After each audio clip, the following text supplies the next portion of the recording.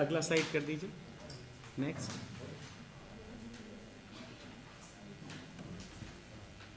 So welcome back participants, I am your host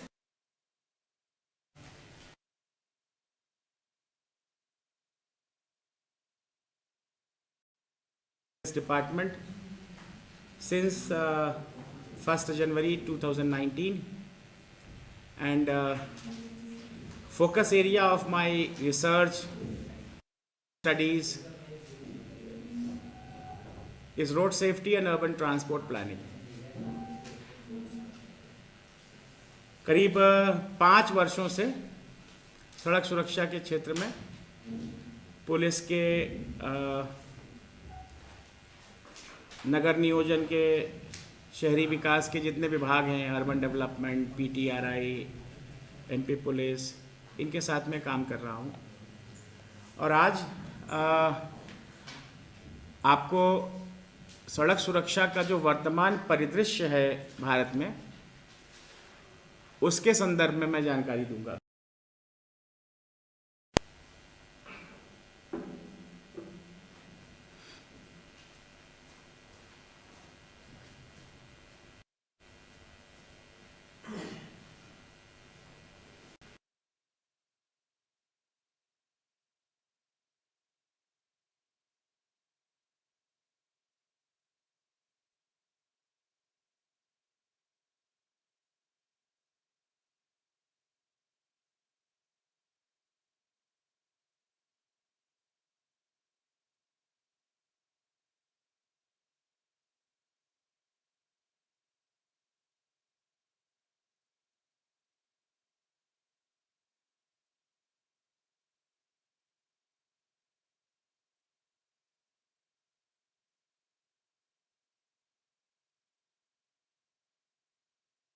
economic prosperity है, वो ये सुनिश्चित करती है कि ये प्रगति सब तक पहुँचे, और उस प्रगति को सब तक पहुँचाने के लिए उसके ऊपर, सड़कों के ऊपर यातायात निर्बाध चलता रहता है।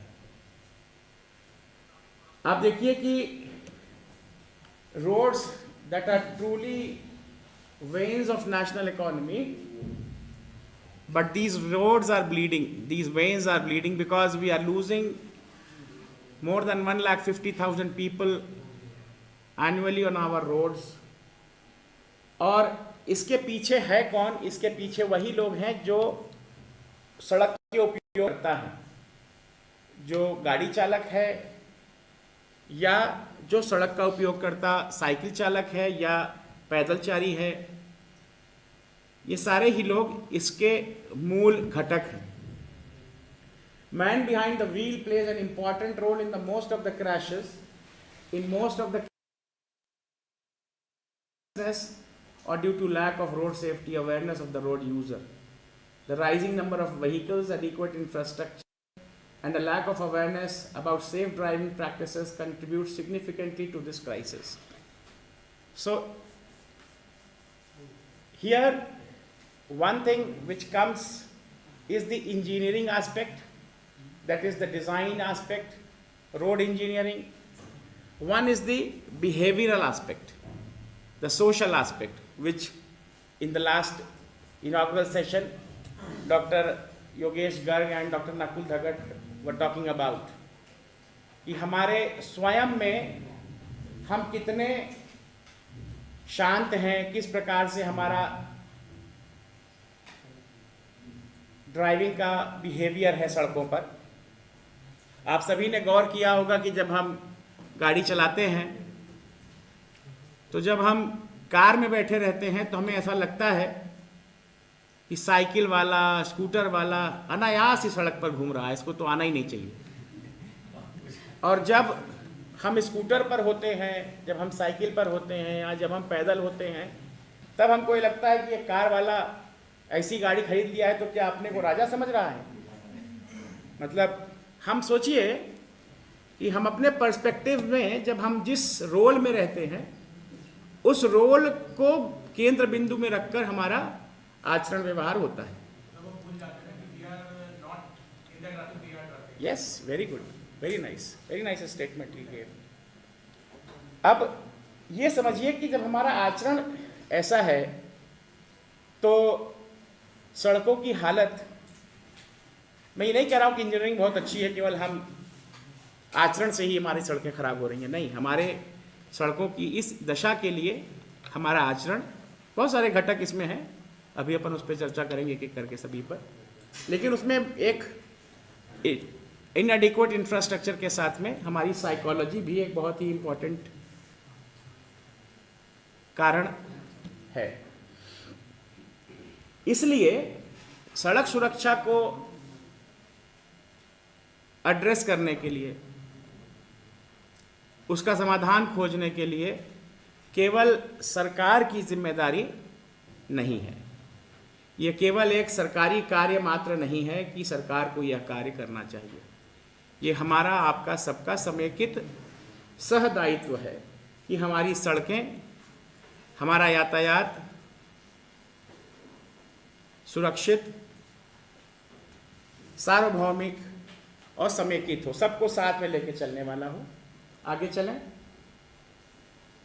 अब अगर आप रोड स्टैटिस्टिक्स की बात करेंगे, रोड एक्सीडेंट की फैटेलिटीज़ की बात करेंगे, तो शायद आपको ये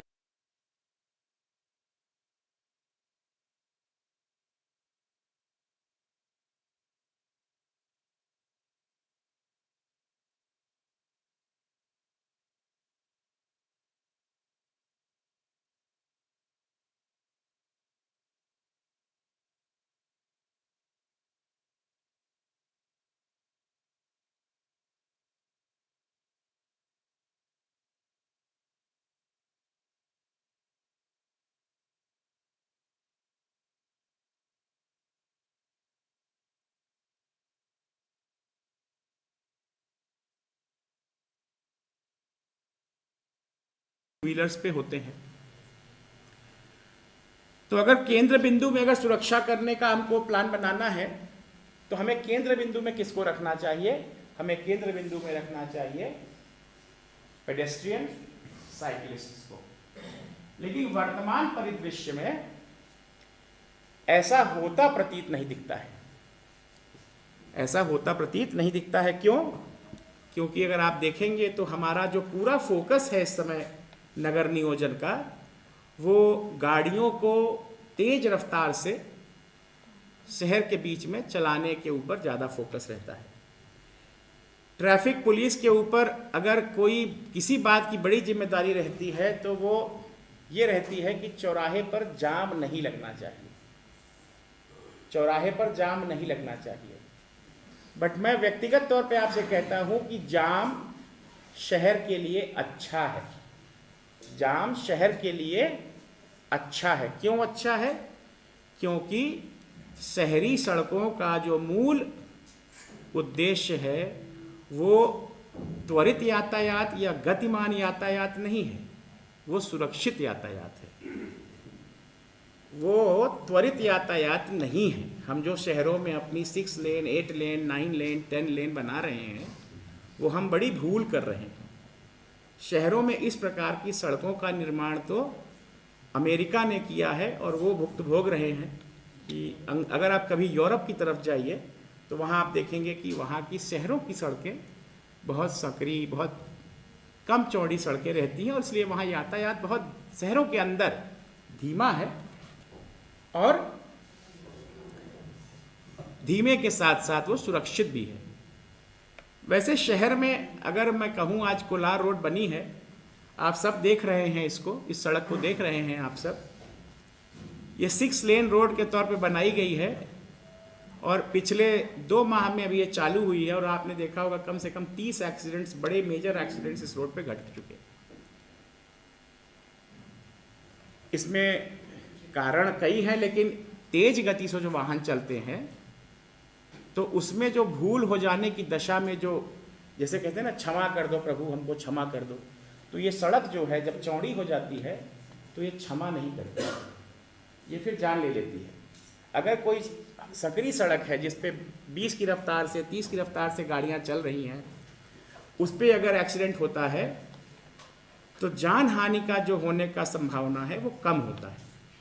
जब सड़क चौड़ी हो जाती है और स्पीड बढ़ जाती है और कोई गलती हो जाती है, कोई बच्चा कहीं अपने घर से खेलते हुए उसकी फुटबॉल सड़क पर आ गई कोलार रोड पर और वो बच्चा कहीं गलती से आ गया, तो ये आप बात निश्चित मान लीजिए कि प्राण चले जाएंगे, क्योंकि गाड़ी 60-70 की स्पीड में जब किसी को हिट करेगी तो बचने की संभावना नहीं है। तो शहरी सड़कों का एक आपके दिमाग में मैं ये डालना चाह रहा था कि उसका उद्देश्य क्या होता है। अगर किसी अधिकारी के तौर पर कहीं किसी नगर नियोजन की बैठक में बैठे हैं और अपने को बोलने का मौका मिले तो पर इन बातों को जरूर बोलें।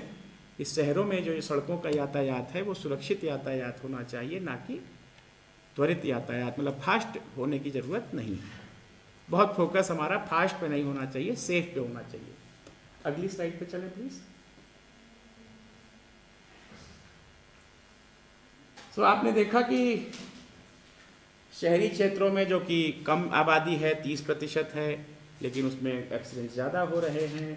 उत्तर प्रदेश, महाराष्ट्र, तमिलनाडु, मध्य प्रदेश ये हमेशा टॉप कंट्रीब्यूटिंग स्टेट्स हैं इंडिया के। और आपको एक अच्छी बात बताऊं कि भारत में गाड़ियों की संख्या अगर विश्व के अनुपात में देखी जाए तो शायद से 2% भी नहीं है, लेकिन जो विश्व स्तर पे सड़क दुर्घटनाएं होती हैं उसमें हमारा जो योगदान है वो 10% के आसपास है। कहने का मतलब ये है कि हमारी सड़कें, जो हम आज बड़े गर्व के साथ कहते हैं कि भारत का सड़क तंत्र विश्व के दूसरा सड़क तंत्र है अमेरिका के बाद, तो अपने को गर्व तब महसूस होना चाहिए जब ये सड़क तंत्र काफ़ी सुरक्षित हो, जब हम सड़कों को सुरक्षित बना पाएँ, जब हमारे पास ये जो संख्या अभी हमारी 1,70,000 1,60,000 को पहुंच रही है उसको हम कम कर पाएँ। अमेरिका में नहीं होती ऐसी एक्सीडेंट्स जितने हमारे यहाँ हो रहे हैं, तो गर्व करने की बात तो है, लेकिन उनको सुरक्षित भी बनाना है। और इसमें आप देखिए कि जैसा सर ने बताया था कि कारण और उसके एज ग्रुप की बातें। एज ग्रुप क्या है? वो लोग ज़्यादा इसमें हताहत हो रहे हैं जो जवान हैं, जिनका परिवार के प्रति जिनका दायित्व है, जिनके जाने से पूरा परिवार आर्थिक बोझ में दब जाता है, मानसिक बोझ में दब जाता है। कहने का तात्पर्य यह है कि इस सड़क सुरक्षा का केवल प्रभाव एक व्यक्ति पे नहीं पड़ता, ये पूरे परिवार पे पड़ता है और समाज पे पड़ता है। इन जब सभी परिवारों को जोड़ा जाए तो एक बहुत बड़ा समाज तैयार होता है। आगे चलें। अब आप देखिए ऐसे मेजर कारण क्या है। जो मध्य प्रदेश की संस्था है PTRI और भारत सरकार की संस्था है ministry of road transport and highways, ये लोग सालाना स्तर पे इसका आकलन संकलन करते हैं कि कारण क्या है। लेकिन मैं यहाँ पे एक बात और, आप पुलिस महकमे के अधिकारी बैठे हैं और प्रबुद्धजन बैठे हैं, एक बात ये कहना चाहूँगा कि हमारे यहाँ का जो सड़क दुर्घटना होने के पश्चात का जो इन्वेस्टिगेटिंग मैकेनिज़्म है, जो इन्वेस्टिगेशन मैकेनिज़्म है, वो बहुत ही प्रिमिटिव है, बहुत पुरातन है, बहुत पुराना है। उसमें हम केवल 2 लोगों के इर्द गिर्द हमारी पूरी जांच, हमारी पूरी इन्वेस्टिगेशन घूमती है। वो 2 लोग होते हैं, या तो जो व्यक्ति मरा है और या तो जो व्यक्ति ने वो एक्सीडेंट, मतलब या तो ड्राइवर और या तो डिजीज्ड, 2 ही आदमी के आसपास घूमती है। और जैसे हम देख रहे हैं कि इसमें बहुत सारे कारण हैं, लेकिन ये डायग्नोस्टिक नहीं हो पाती। अब जब डायग्नोस्टिक नहीं हो पाती है तो उसका कारण ये है कि भाई हम पुलिस के अधिकारी हैं, हमसे आप सोचो कि हम टेक्निकल एक्सीडेंट का इन्वेस्टिगेशन कर लेंगे तो हम नहीं कर पाएंगे, क्योंकि हर व्यक्ति का अपना एक क्षमता होती है। जब साइरस मिस्त्री साहब की डेथ हुई थी तो जो इन्वेस्टिगेशन हुई थी, जिस लेवल की रोड एक्सीडेंट इन्वेस्टिगेशन हुई थी, अगर वो टाइप की इन्वेस्टिगेशन भारत के प्रत्येक एक्सीडेंट होने पर होने लग जाए तो हमें शायद से हर एक्सीडेंट होने का जो कारण है, मूल कारण है, सही कारण है, वो जानने को सामने मिलेगा। अब डायग्नोस्टिक ठीक होने से क्या होगा? डायग्नोस्टिक ठीक होने से ये होगा कि जब हमारा समस्या क्या है, हमको बीमारी क्या है, डॉक्टर कहता है कि पहले जाइए सीटी एमआरआई टेस्ला ये एमआरआई 1.5 एमआरआई करा के आइए, तब तो हम देखें कि आपको समस्या क्या है, और जब हम समस्या देख लेंगे, जब हम जान जाएंगे, तब तो हम उसका उपचार करेंगे। जब हमारा डायग्नोस्टिक ही सही नहीं है अभी, जब हम ये डायग्नोज ही नहीं कर पा रहे हैं कि समस्या कहाँ है, where the problem lies, we are not aware about the problem cause, root cause of the problem, how we are going to cure that? So in my view, the investigating mechanism for the road accidents which is happening these days is very primitive, and we have to investigate in a very broad manner, taking all the aspects of road accident into consideration and fixing the responsibility on the actual cause. अगर design में flaw है तो बाकायदा PWD को उसमें आरोपी बनाना चाहिए। अगर किसी ने सड़क में गड्ढा खोद दिया है तो जिस व्यक्ति ने गड्ढा खोदा है उसको भी आरोपी बनाना चाहिए। या अगर सड़क पर जो है मीडियन में पौधे बड़े बड़े हो गए और दिख नहीं रहा था, तो बिल्कुल उद्यानिकी को उसमें पार्टी बनाना चाहिए कि आपने पेड़ों को सही से संधारित नहीं किया, जिस कारण से इस जगह पर एक ब्लाइंड स्पॉट बना और यहाँ एक एक्सीडेंट हुआ। आपको मेरी बात समझ में आ रही है? बड़ा मुश्किल है भोजन के पश्चात सभी को जगा के रखना, लेकिन प्रयास पूरा कर रहा हूँ।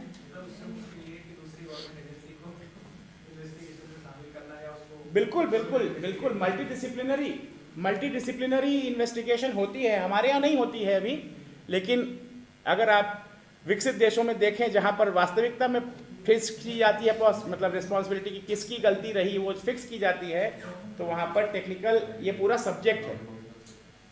तो आप देखिए इसके कारणों में देखिए speeding, driver under influence of anything like alcohol, poor road condition, distracted driving मतलब जब हम अपना पूरा जो अपना ध्यान है वो हम एक जगह ड्राइविंग पे ना देख करके जब हमारा ध्यान कई जगहों पर बटा रहता है, वो डिस्ट्रैक्टेड ड्राइविंग है।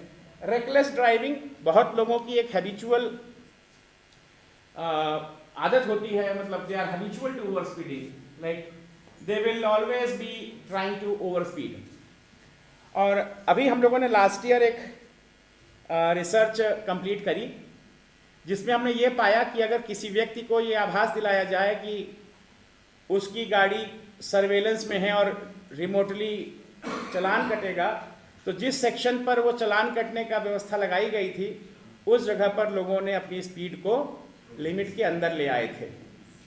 ये हम लोगों ने सिद्ध किया है through study and through analysis, through statistical finding. तो कहने का मतलब है कि व्यवहार को बदला भी जा सकता है, व्यवहार को बदला भी जा सकता है। अगर किसी का व्यवहार ऐसा है कि नहीं साहब मैं तो ओवर स्पीडिंग करता हूँ, मेरे पास किया सेंटोस है, मेरे पास टवेरा है, ये है, तो हम 120 पे दौड़ाएंगे, तो उसको हम कंट्रोल कर सकते हैं through various mechanisms. There are two approaches to change attitude of an individual, carrot and the stick. First is the गाजर और दूसरा डंडा। तो carrot and the stick approach, अगर किसी गधे को अपने पास बुलाना है या किसी गाय को अपने पास बुलाना है तो अपन उसको गाजर दिखाते हैं, वो पहले तो आ जाता है गाजर देख के कि आ गया मेरे पास, तो मेरा काम हो गया। अगर वो फिर भी नहीं आ रहा है तो हम पीछे से क्या मारेंगे, 2 डंडे मारेंगे। तो जो carrot and the stick approach is first is the motivation, incentive, that we give them incentive to behave properly. अगर आप अच्छा बिहेवियर करेंगे तो आपने देखा होगा बाबूलाल जी गौड़ ने जब सड़क सुरक्षा में वो काम कर रहे थे तो उन्होंने चौराहों पर फूल बांटे थे। आपने हेलमेट लगाया है तो आपको फूल मिलेगा। भाई उन्होंने पहले जब शुरुआत की थी सड़क सुरक्षा के क्षेत्र में काम करने की, तो उन्होंने ये इंसेंटिव दिया कि मंत्री आपको फूल देगा, लेकिन उन्होंने कहा नहीं हम हमेशा से फूल नहीं देंगे, केवल 7 दिन तक फूल देंगे। ये बताने के लिए कि अभी हम कैरेट अप्रोच पे हैं, 7 दिन तक फूल देंगे कि देखेंगे भाई, देखें कौन कौन आदमी फूल लेके उसको वो अब हेलमेट लगाएगा, सीट बेल्ट लगाएगा। 7 दिन के बाद चलानी कार्रवाई शुरू हुई तो लोगों ने अपना बिहेवियर बिल्कुल बदला। जब कमांड सेंटर बना था, जब चलान बनने शुरू हुए थे, लोग रेड लाइट क्रॉस नहीं करते थे, लाइन को आगे नहीं बढ़ते थे। फिर जैसा भारत के सभी प्रोजेक्ट में जनरली हो जाता है, समय गया, प्रोजेक्ट पुराना हुआ, लोगों का ध्यान उस पर से हटा और प्रोजेक्ट भी चला जाता है, तो लोगों की मानसिकता भी वैसे बदल गई, अब कोई नहीं लाल बत्ती मान रहा है। So that is reckless behaviour, reckless driving, that we don't care, that is something written there. Non compliance with traffic rules, vehicle condition. अभी व्हीकल कंडीशन में आपने भी कल ही परसों एक बस का देखा जिसका परमिट उसका खत्म हो रहा था, फिटनेस उसका आगे का था, पढ़ा होगा आपने दैनिक भास्कर में। एक बस अभी गिरी है, उसमें 4-5 लोगों का देहांत हुआ, उस गाड़ी का परमिट आगे तक अवेलेबल है, उस गाड़ी का रजिस्ट्रेशन 3 महीने 4 महीने पहले खत्म हो रहा है और उसके पास परमिट उसके बाद का भी है। तो कहने का मतलब vehicle condition is also very important criteria, is a very important cause in road accidents. And ये बात ध्यान रखिए कि जब एक प्राइवेट गाड़ी या एक साइकिल या जब स्कूटर भिड़ती है तो उसमें जो फेटैलिटीज होती हैं वो 1-2 के क्वांटम में होती हैं, 1-2 लोगों की जान जाती है। लेकिन जब एक बस गिरती है तो उसमें जो हताहत होते हैं उनकी संख्या 10, 20, 30, 40 बहुत बड़ी संख्या हो जाती है। अचानक से एक बड़ा सा लॉट गायब हो जाता है। तो हमें जब हम अपने कार्रवाइयाँ करें, जब हम जैसे मान लीजिए मैं ट्रांसपोर्ट विभाग से आता हूँ, तो जब हम कोई काम करें तो हम बिल्कुल, मैं मानता हूं कि हम प्रेशर में हैं, हमको बहुत सारे परमिट एक दिन में देखने हैं और इशू करने हैं, लोड है, प्रेशर है, शासन की ये है कि हमको इतना राजस्व इकट्ठा करना है, इतना देना है। लेकिन फिर भी अगर कोई चीज़ फिट नहीं है, कोई गाड़ी फिट नहीं है, तो उसको फिटनेस का प्रमाण पत्र देने का मतलब ऐसे ही है जैसे किसी डाकू के हाथ में बंदूक पकड़ा देना, ये वही है। Overloading, vulnerable road users, weather conditions. So these are some major causes of road accidents in India. आगे चलें। अब हम ये प्लान बनाते हैं कि इसको आगे चलते हैं। हाँ, हम ये प्लान बनाते हैं कि 50% 2030 तक रिड्यूस करना है, 2050 तक जीरो करना है रोड एक्सीडेंट्स को, फैटालिटीज़ को। अरे साहब, ये तो सब किताबी बातें हैं, कभी होंगी ही नहीं, ये संभव ही नहीं है ये हो जाए, ऐसा मन में आता है, ऐसी भ्रांति आती है कि नहीं ये तो संभव ही नहीं है।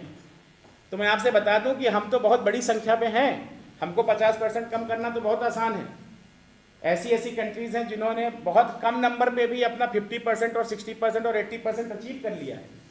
So I am showcasing few of them that 10 countries succeeded in reducing road accidents death by over 50%.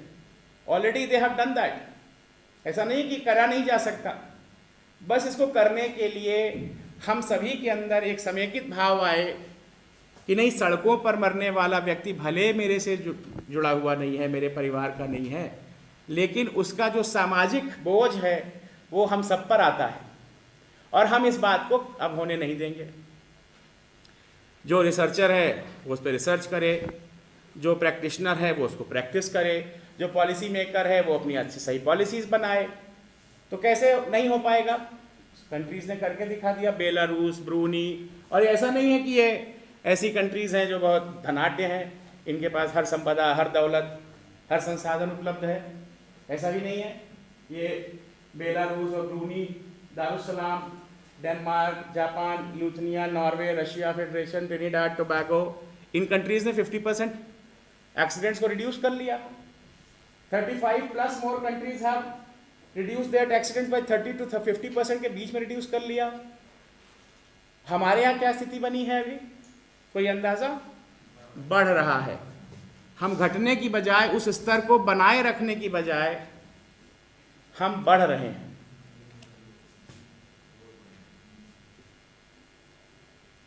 हमारे अंदर सड़कों पर चलने का सिविक सेंस नहीं है, हम क्यू में लगना जानते नहीं, हमें हमेशा हर चीज़ अलग से मिल जाए, हम अलग से रास्ता निकल जाए, कोई कमिश्नर साहब से सेटिंग हो जाए तो उधर से ये हो जाए तो उधर से हो जाए, ये हम हमेशा एक नया रास्ता खोजते हैं। 2 लाइन में अगर गाड़ियाँ लगी, एक कहीं गलत में मिट्टी की एक पगडंडी बनी है तो हम शायद उधर से निकल के हम पहुँच जाएँ आगे पहुँचने की हमारे समाज में बहुत तगड़ी होड़ है। बस आगे पहुंचना चाहिए हमको, फिर चाहे रास्ता कुछ भी हो।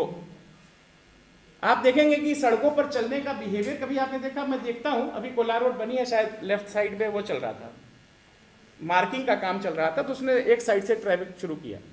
अब एक साइड से दोनों आने जाने का ट्रैफिक चल रहा है, लोगों के अंदर इतना सिविक सेंस नहीं है कि अगर सब लाइन में चल रहे हैं तो हमको इस रोड को राइट में आने की भी क्या जरूरत है।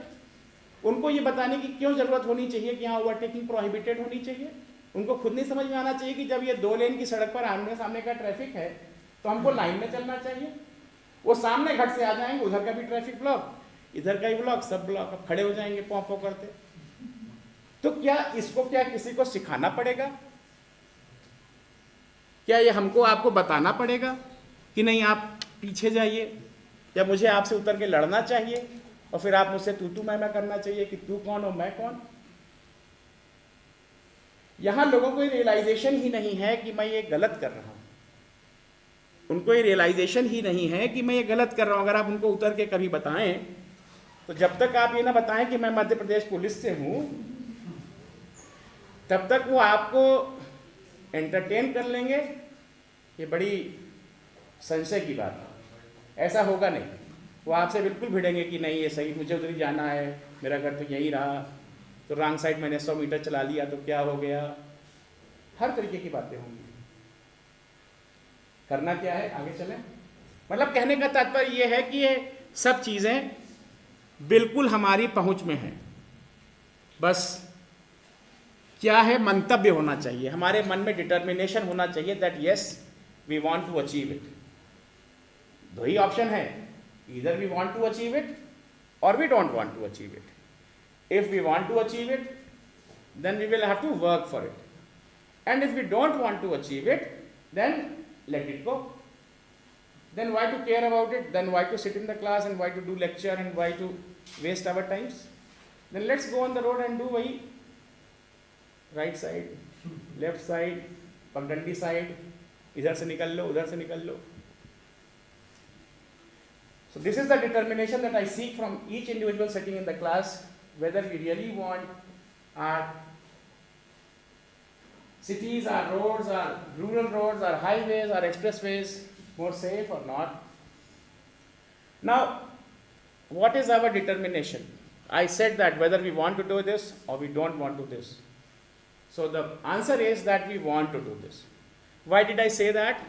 Because the government of India and the state government of Madhya Pradesh, both of them have adopted a very firm policy on road safety.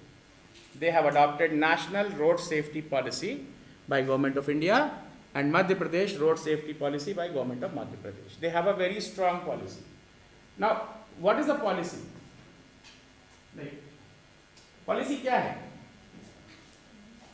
जैसे हमसे मैं पिता हूँ, मेरे 5 पुत्र हैं और मेरे पास धन का है पैसा, तो मुझे लगता है कि मैं पॉलिसी बनाऊंगा कि जो लड़का मेरा बीटेक नहीं करेगा या ग्रेजुएशन नहीं करेगा उसको अपनी जायदाद में एक फूटी कौड़ी नहीं दूंगा. तो दैट इज माई पॉलिसी. अब सबके ऊपर बराबर है, मतलब that is something which I put as a condition. So policy is something like a determination, a statement that a agency adopts policy. कि हमने क्या पॉलिसी अडॉप्ट की है रोड सेफ्टी पर, तो ये मध्य प्रदेश की रोड सेफ्टी पॉलिसी है. उसको अगर आप देखेंगे तो उसमें आपको पता चलेगा कि what is the stand of the state government of Madhya Pradesh on road safety. If you see similarly national road safety policy, you will see the stand of the government of India, which both of them have adopted, and they have taken that we have to reduce accidents by 50% by this year and by 100% by this year, as rightly said by Mr. Kailash Tiwari sir, that this has been officially signed by our government authorities in the agreement which has been signed by several other countries also. So there is no question of if and but. हमें करना है या नहीं करना, हमें करना ही है. कि हमारी केंद्र सरकार ने, हमारी राज्य सरकारों ने इस चीज़ों पर अपना फर्म बिलीव बना लिया है. आगे चलें. So that's what I said. India is committed to bring down fatalities, and India has witnessed a dramatic increase in the number of vehicles over the past 2 decades, from personal cars to two-wheelers. The influx of vehicles on the road has led to a chaotic traffic environment. Overall road quality, and while improving, often lacks the necessary infrastructure to support this growth. Moreover, road safety issues disproportionately affect vulnerable road users such as pedestrians, cyclists and motorcyclists. आगे चलें.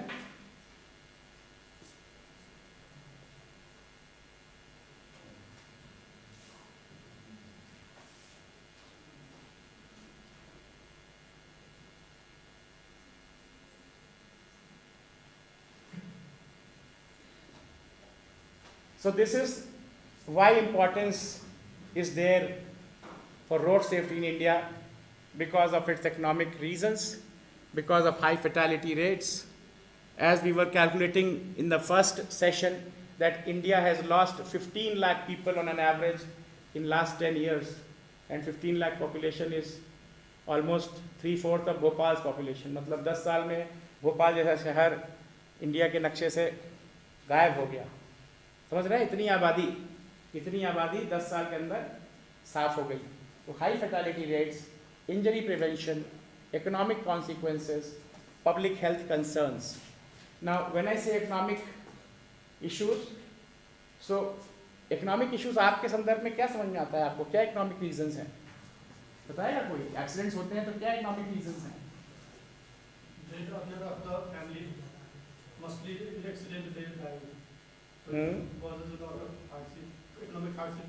Family. Anything else? Anybody? कोई और सोच रखता है कोई इस बारे में कि अगर कोई एक्सीडेंट होता है या कोई की वही कंट्री पे क्या एक्सपेंसेस आते हैं सर? वही मैं जानना चाह रहा हूँ. बहुत सही. राष्ट्र स्तर पे और कुछ मेडिकल. हाँ. Anything else?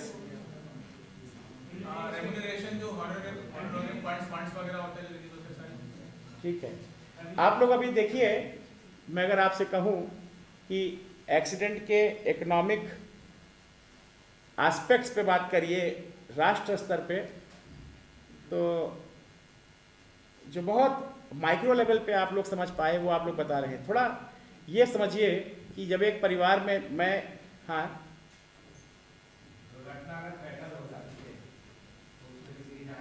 बिल्कुल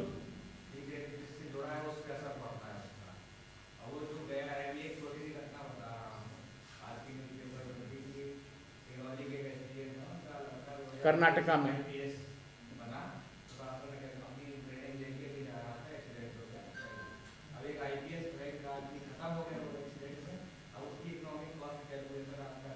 बिल्कुल. अब आप समझ रहे हैं एक व्यक्ति का, जब हम कहते हैं, अब आप नेटवर्थ समझिएगा. बहुत बढ़िया, धन्यवाद सर. ये बात आपने उजागर करी यहाँ पर, इसके लिए आपको साधुवाद. एक व्यक्ति का जब अपन नेटवर्थ की बात करते हैं कि इस व्यक्ति का नेटवर्थ क्या है, जैसे हमारा आज की डेट में मैं कहता हूँ तनख्वाह गुणे मेरी जितनी रिमेनिंग लाइफ है, वो मेरा नेटवर्थ. तो आज की डेट में मैं इतने का तो आदमी हूँ. और अगर आज मेरा, भगवान न करे आज, तो राष्ट्र का जो इतनी संपदा मैं बनाता, इतना मैं काम करता, जो मैं इतना काम करता, भाई देखिए पैसे की कोई सैद्धांतिक वैल्यू नहीं है, उसका कोई मूल्य नहीं है. पैसा वो है जो मुझे प्रेरित करता है कार्य हेतु.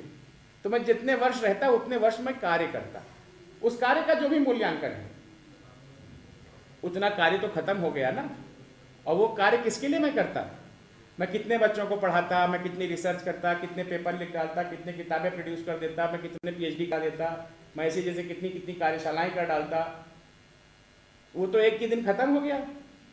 प्लस अब जब मेरे से एसोसिएटेड जो नेक्स्ट जनरेशन है, जो मेरा बच्चा है, जिसको मैं अच्छी शिक्षा देता, आप समझ में आ रही है आपको मेरी बात? अब मेरा परिवार क्या करेगा? मेरे न रहने के पश्चात अब वो आर्थिक रूप से तंग हो जाएगा. अब वो अपने मूलभूत सुविधाओं के लिए लड़ाई करेगा. गेहूं, चावल, दाल, आटा, तेल, मसाले के लिए परेशान होगा. तो उसका जो भविष्य जो है अभी आगे बढ़ता, जो एक प्रोग्रेसिव स्टेट में फैमिली थी, वो अचानक से, जिसका ट्रेजेक्टरी एकदम बढ़ रहा था, वो ट्रेजेक्टरी एकदम घप्प से नीचे गिर गई. मान लीजिए मैं अपंग हो गया, तो जो पैसा मैं पहले SIP, इन्वेस्टमेंट और ये यहाँ वहाँ डाल रहा था, जो मैं राष्ट्र की तरक्की में दे रहा था, वो सब कहाँ जाएगा? अब दवाइयों में. मेरे दवाइयों में, मेरे काटन में, मेरे खून के रिसाव में, मेरे ब्लड सैंपल की रिपोर्ट में, इधर उधर, मतलब जो चीज़ प्रोडक्टिव जगह लग सकता था वो अब ऐसी जगह पे लगेगा जहाँ पे मेरे व्यक्तिगत परिवार के लिए और मेरे समाज के लिए जो उस पैसे का जो आउटपुट है वो उतना अच्छा नहीं आएगा। सो एक्सीडेंट्स को केवल एक व्यक्ति के बारे में नहीं, इसका बहुत बड़ा सामाजिक, कहते हैं भारत की 2% जीडीपी, अगर सड़क सुरक्षा 1-1.5 लाख लोग मर रहे हैं, अगर वो ना मरे, उनका अगर देहांत ना हो, तो जो आज 6% से ग्रोथ रेट है वो 8% से ग्रोथ रेट हो सकती है। जो आज भारत को हर 50-50 मील पर ट्रॉमा सेंटर्स बनाने पड़ रहे हैं, क्यों बनाने पड़ रहे हैं? क्योंकि हम सही से ड्राइविंग नहीं कर पाते और हम गाड़ियां भेड़ देते हैं जगह जगह। तो हमें वो गोल्डन आवर में उसकी जान बचाने का जो दायित्व सरकार का है, उसको सरकार को पूरा करना है। अगर हम शायद बेहतर तरीके से काम कर रहे होते, गाड़ी ड्राइव कर रहे होते, हम गाड़ियाँ ऐसे भेड़ नहीं रहे होते, या गलत गाड़ियों के पास परमिट नहीं होता, तो शायद से सरकार ये पैसा उठाकर कहीं किसी और ऐसे काम में लगाती जहाँ कुछ और फायदे ज़्यादा आते। आप समझ रहे हैं मेरी बात? तो जो राज्य का भी जो संसाधन है वो अभी कहाँ फोकस हो रहा है। प्लस जो आपने भाई साहब ने बात बताई कि भाई अभी कोई व्यक्ति की देहांत हो गया तो उसको शासन को प्रधान मुख्यमंत्री आपदा कोष से, स्वनिधि कोष से 5 लाख देना है, 2 लाख देना है, ये सब पैसा ही तो नुकसान हो रहा है। नुकसान वर्ड मैं नहीं यूज़ करूँगा, मतलब कहीं ना कहीं तो जा रहा है, डाइवर्ट तो हो जाएगा, नहीं तो वो कहीं और लगता। अगर हम बेहतर तरीके से अपने सड़कों का संचालन कर रहे होते तो। आगे चलें। ये infrastructure development, behavioural change. Infrastructure development देखिएगा, इंफ्रास्ट्रक्चर डेवलपमेंट केवल सड़क बना देना डेवलपमेंट नहीं है। केवल सड़कों को बना देना इंफ्रास्ट्रक्चर डेवलपमेंट नहीं है। अगर आप में से बहुत लोग इंजीनियरिंग साइड के भी हैं, सड़कों को सही से बनाना और उसको सही से संचालित करना वो डेवलपमेंट है। अगर आज आप भोपाल मेट्रो को देखें या भोपाल मेट्रो के बगल में वो जो जीजी फ्लाईओवर बना है, मैं उसको डेवलपमेंट नहीं, उसको मैं डिस्ट्रक्शन का एक वो मानता हूँ नमूना, कि मतलब पैसे को बर्बाद करने का जो सर्वश्रेष्ठ उदाहरण कोई प्रोड्यूस कर सकता है, तो ये दो प्रोजेक्ट्स कर रहे हैं। कैसे, क्यों कह रहा हूँ ये बात? अब डिज़ाइन जब आपने सड़क को नहीं किया ठीक से, आरओबी को आपने डिज़ाइन नहीं किया और आपने उसमें राज्य का 3,000-4,000 करोड़ रुपए उसमें डाल दिया, और जब बन गई तो आपको लगा अरे ये तो गलत बन गई। जो रोड सेफ्टी ऑडिट होता है उसके 3 स्टेजेस होते हैं। एक होता है, एक प्री डिज़ाइन पे होता है रोड सेफ्टी ऑडिट, एक during the time of implementation होता है, और एक होता है after the construction is over when it is about to start. इसका मतलब आपने रोड सेफ्टी ऑडिट किया ही नहीं, ट्रैफिक का मूवमेंट का आपने डिज़ाइन का मूवमेंट का स्टडी आपने किया ही नहीं, और आपने उठाया बस। The problem is we see a project in terms of money, और interest in the project only comes when the project has lot of money. If project is of small quantity, of small money, nobody is interested to do that project. बोला जाए कि सड़कों पर जो है लेन marking बनवा दीजिए पूरे भोपाल में, बोले कितना लग जाएगा? बोले 10 करोड़ लग जाएगा। बोले है 10 करोड़ में क्या होगा? बोले पूरे भोपाल में सड़क बनवा दीजिए सीमेंटेड। बोले कितना लग जाएगा? बोले 2,000 करोड़। बोले बहुत बढ़िया प्रोजेक्ट है, डला दो पूरे भोपाल भर में सीमेंट की सड़क, 6 लेन, भले उसमें चाहे हर रोज 100, 200, 500 लोग सुहा होते रहें, लेकिन वो 10 लाख रुपए 20 लाख रुपए में रोड मार्किंग नहीं बनेगी, लेकिन 5,000 करोड़ से वो बैडली डिजाइंड फ्लाईओवर बनेगा, badly design. So this is something from our own. We are all part of the system. This is how basically we are all part of the system. So how do we basically behave in the system? How do we behave in the system? System is nothing outside. System is nothing outside. We are deep inside the system. We cannot say नहीं system ही ऐसा है. No, no. You cannot say like that. हम भी उसी system के कलपुर्जे हैं. हम भी जब चलते हैं तभी सिस्टम चल रहा है. कंसल्टेंट भी हैं, पुलिस के भी हैं, अर्बन डेवलपमेंट के इंजीनियर्स भी हैं. तो ये नहीं है, हम सब उसके लिए जिम्मेदार हैं. तो करना क्या है? आगे चलें.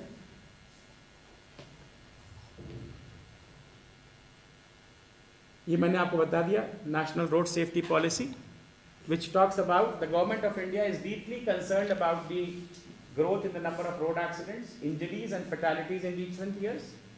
It recognizes that road accidents have now become a major public health issue and the victims are mainly the poor and vulnerable road users.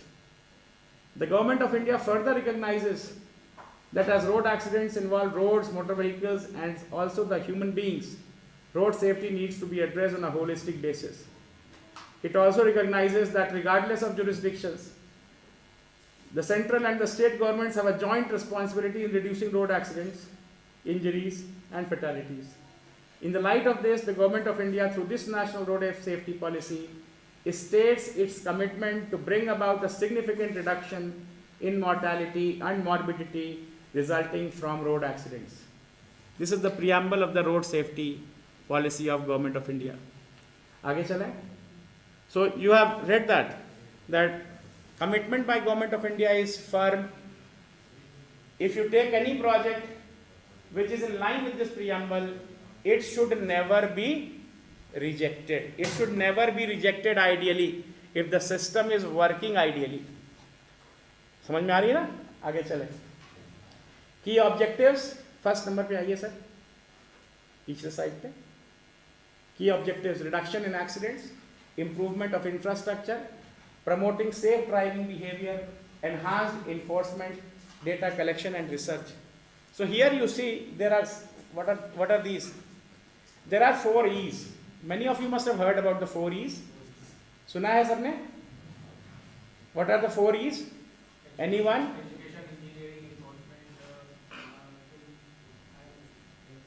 Very good, very good. 75% marks.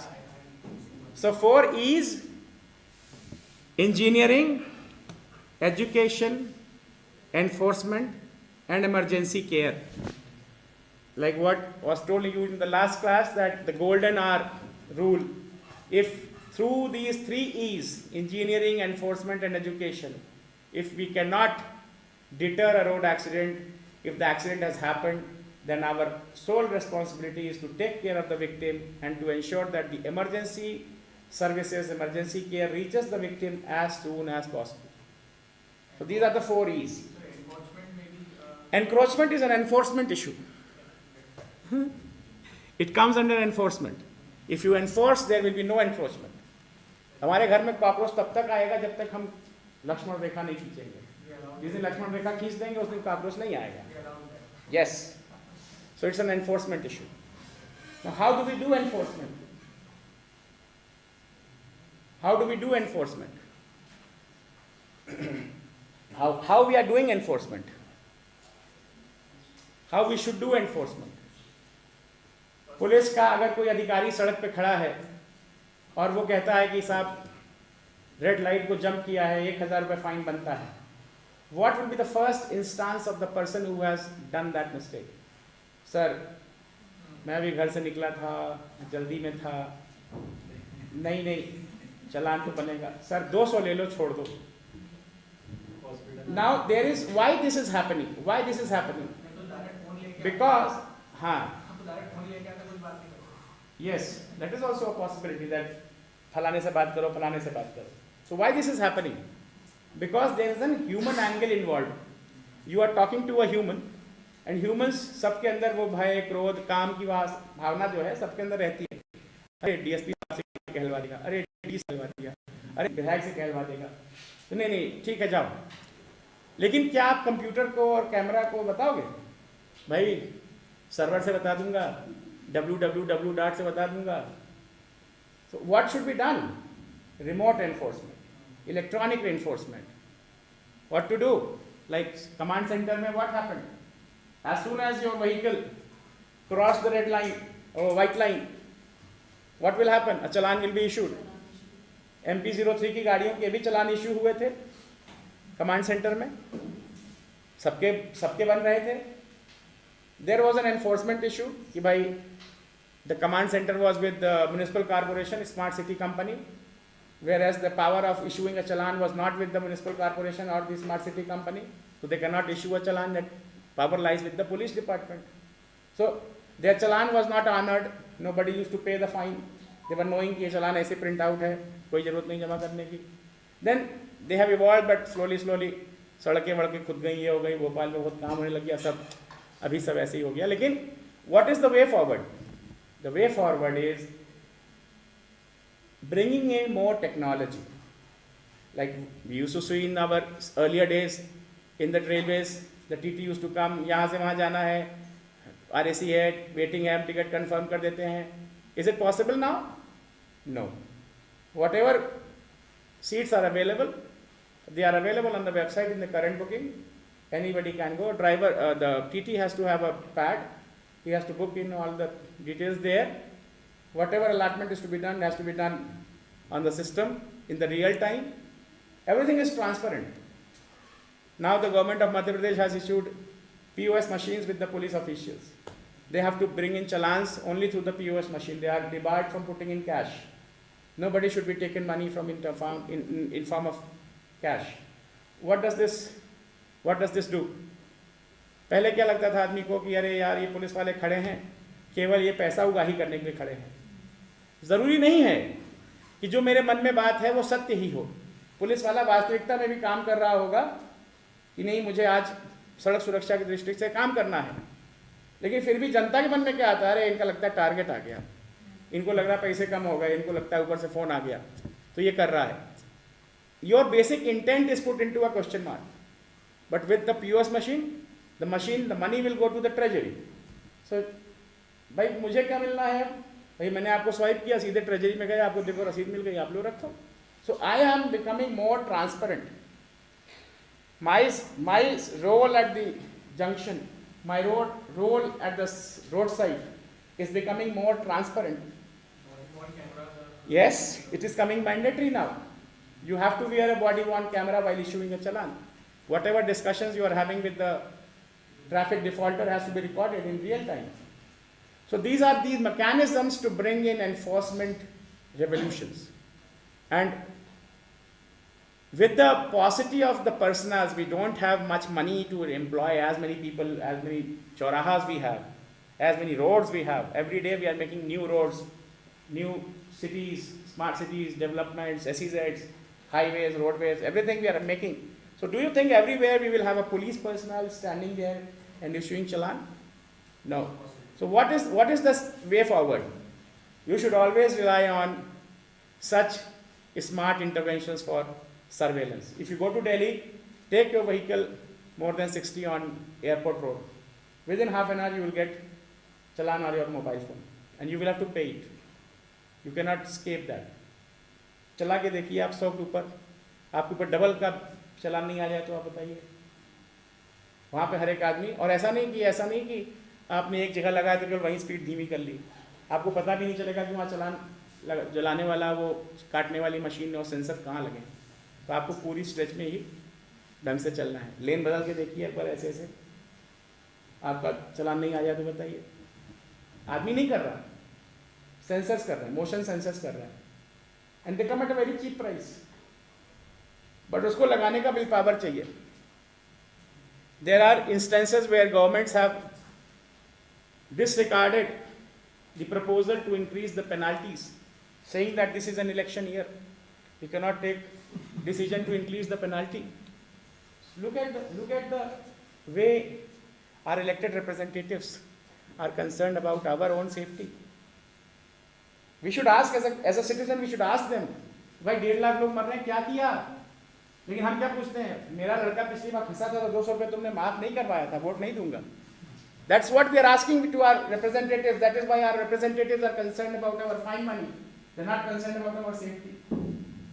We don't ask the right questions. So for enforcement, जब fines बढ़े थे तो supreme court में case गया था कि fine बढ़ाने के लिए भारत सरकार जो है राजस्व कमाना चाहती है, एंड द भारत सरकार के attorney has to come to the Supreme Court and said कि no, we are not here to make money, you don't pay money, you don't violate, how will I get the money? We want you to be in order. And अगर 100 रुपया जो आज आप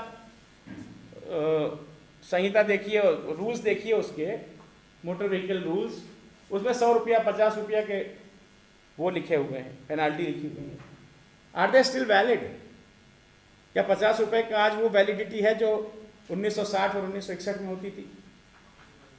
तो मतलब revisions में भी दिक्कत है लोगों को, बताइए, because we don't question our representatives who question that initiative, we don't ask the right questions. This is because of the enforcement, data collection and research and data collection, IRAD, all of you must have used IRAD, Integrated Road Accidents Database.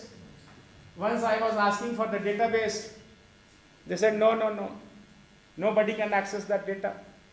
Then what is the use of that data? What is the use of that data then, if it is not in the public domain and it is not being used by the academicians, researchers? Then the senior level police officer asked, why will I not get the data? They said, no, that is the niyam of the NIC. You will not get. So they said, okay, then I am not going to feed the data in your server. Why should I feed my data in your server? Okay, sir, don't do.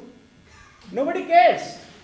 The data is being generated, but it is consolidated and kept in a very strong room. No, this is very important data. Okay, what will you do with that data? Give it to academic institutions, give it to the researchers. No, very strong data. Okay, what will you do? He will not give you. Close to my heart. What will you do?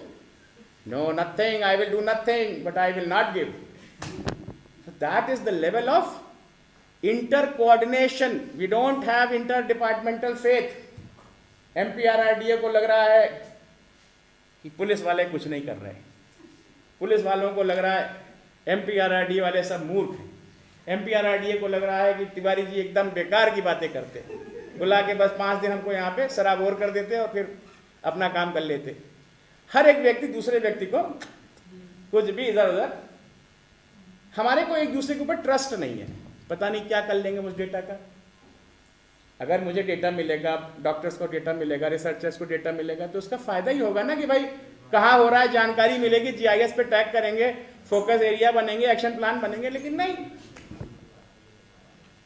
It is there, data collection and research is there in the policy, but when it comes to execution, it becomes very dicey.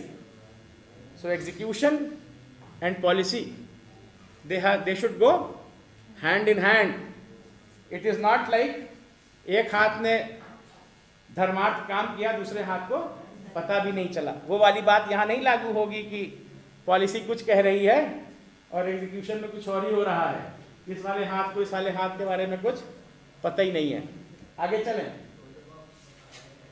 Emergency response system, yes, we have definitely worked upon this one. Very lot of action has been taken. 108 is a classic example, studied worldwide.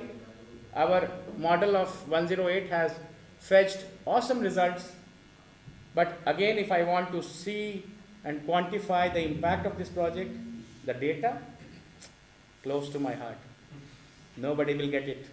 कितने लोगों को दिया, कहाँ से दिया, कैसे गए, कब गए, कोई डेटा कोई किसी को नहीं देगा। है सबके पास, लेकिन मिलेगा नहीं। Involvement of stakeholders, use of technology, focus on vulnerable road users, capacity building. Capacity building means increasing the capacity of the officials involved, like whatever exercise we are doing, it is part of the capacity building mandate given to the Ministry of Education, that you build capacity of the officials who are involved into road safety. So we have been told that आप अपने यहाँ पर ऐसे लोगों को बुलाइए जो road safety में काम कर रहे हैं और उनको इस बारे में बताइए, सेंसिटाइज करिए ताकि उनकी कैपेसिटी बिल्ड हो। This is what we are doing. Components of road safety commitments: raising awareness, establishing a road safety information database, safer vehicles, safer drivers, safety of vulnerable road users, road safety education and training, enforcement of safety laws, emergency medical services, HRD and research for road safety, strengthening and enabling legal, institutional and financial environment for road safety. Next, conclusion aa jaiye. And in the conclusion, the road safety crisis in India is a multifaceted issue that requires urgent attention with high fatality rates, significant economic cost, and the profound impact on public health. The need for effective road safety measures has never been so critical. So very important it is as a subject, and very, very, very important as an initiative. केवल subject ही नहीं है ये, केवल पढ़ना ही नहीं है, इसको करना भी है. और I urge all the officials here to make sure that whenever road safety से रिलेटेड कोई भी काम, कोई भी नोट शीट, कोई भी एक्टिविटी आपके समक्ष आए तो उसको पूरी गंभीरता, पूरी मानवीयता, पूरी संवेदनशीलता के साथ गहनता से देखें और उसको तब तक न रिजेक्ट करें जब तक कि आपको लगता है कि हाँ ये सर्वदा व्यर्थ पैसे की बर्बादी है. अन्यथा उस पर ज़रूर काम करें, क्योंकि जीवन है किसी का तब तो सब खुशियां हैं, सब आबाद हैं, और कोई एक चला गया पूरा परिवार ही बर्बाद है. और कोऑर्डिनेशन बिल्कुल आप लोग रखिए. आप लोग अलग अलग डिपार्टमेंट से आए हैं. Coordination holds the key. बिना कोऑर्डिनेशन के, मैं आपको एक उदाहरण देता हूँ कि अगर मैं एक बिंदु पर 6 रस्सियाँ लगा दूँ और सबको अलग अलग दिशाओं में खींचने कहूँ तो वो बिंदु वहीं का वहीं स्थिर रह जाएगा. Resultant force will become 0. But if there is a coordination amongst all the players, all 6 of them align their activities, if they drag that point, it will definitely move in a specific direction. So coordination holds the key. Be coordinated, have interpersonal discussions, interdepartmental meetings, all the relevant stakeholders. I personally see that departments, they look up to the collector, who is the head of the road safety, district road safety council, कि जब वो meeting बुलाएंगे तब अपन meeting में चलेंगे और वहाँ भी इसलिए जाएंगे कि साहब ने बुलाया है, वो न को बिस्कुट और एक कप चाय पी के चले आएंगे. ऐसा मत करिए.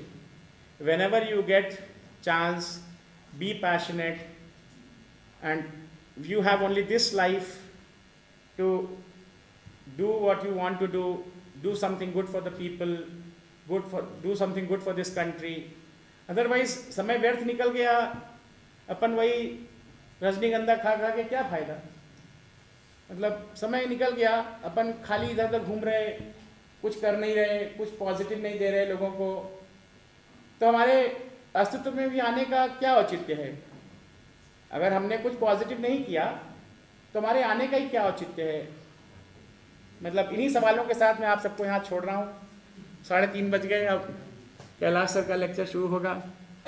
तो मुझे लगता है कि आपको मैंने सड़क सुरक्षा के प्रति थोड़ा सेंसिटाइज किया. और टेक्नोलॉजी को बिल्कुल मत भूलिए. अब आप ये मत सोचिए कि कहीं इंसान खड़ा होके या कोई पुलिस का अधिकारी खड़ा होकर चलान काटेगा, वो पुरानी बातें हो गई. टेक्नोलॉजी को भरपूर यूज़ करिए. जो डेटा सेट्स आप तैयार कर रहे हैं, जो आप NIC के सर्वर पे डाल रहे हैं, उसको अपने पास लेने की चेष्टा करिए. उसको एकेडमिक इंस्टीट्यूशंस, रिसर्च ऑर्गेनाइजेशन के संग में शेयरिंग का मैकेनिज्म डेवलप कराइए. इंटर डिपार्टमेंटल ट्रस्ट बनाइए. मैंने 2-4 शोध कर दिए तो ना मैं कोई करोड़पति हो जाऊंगा, और ना मेरे 2-4 कुछ ज्ञान मैंने कुछ मार्केट में ला दिया किताब के माध्यम से, तो उससे ना आपको तनख्वाह पे कोई फर्क पड़ेगी. लेकिन कभी भी मैं देखता हूँ कि सिस्टम में लोगों को ये लगता है कि इस काम को ये करने के लिए इतने इच्छुक क्यों हैं. जब आप कोई काम उत्कंठा से करना चाहिए तो दूसरा व्यक्ति, मैंने जैसे कहा ना, इंटेंशन पे ही सवाल उठा देता है कि इनको इसमें इतनी क्यों रुचि है. जैसे हम कोई कार्यक्रम करते हैं और उसके, जैसे मान कार्यक्रम 10 दिन हो गया और अभी हमारे वेंडर का या मेरे एक्सपर्ट का भी ऑनरेरियम का पेमेंट नहीं हुआ, तो अगर मान लीजिए मैं 2-4 चक्कर अगर लगा देता हूँ तो लगता है कि यार इसमें लग रहा है तिवारी जी का कुछ है, तभी 4 दफ़े ये आए पूछने इस फाइल के बारे में. तो इस मानसिकता से हमें बाहर निकलना पड़ेगा कि अगर मैं कोई चीज़ के प्रति पैशनेट हूँ तो मैं उसको करूँगा, करवाऊँगा, उसके पीछे लगूंगा।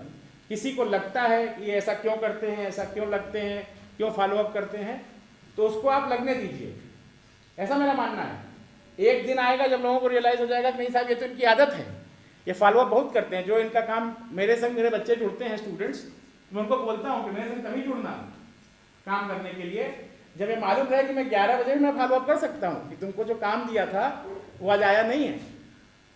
तो आप लोग भी इसको पैशनेट होइए इस चीज़ को लेकर के, और जब इसमें काम करेंगे तो आपको एक उदाहरण देता हूँ कि ऐसे ऐसे IAS अधिकारी भी हुए हैं जो रोड सेफ्टी और अर्बन ट्रांसपोर्ट में ज्वाइन हुए और वहीं से रिटायर हो गए, क्योंकि सर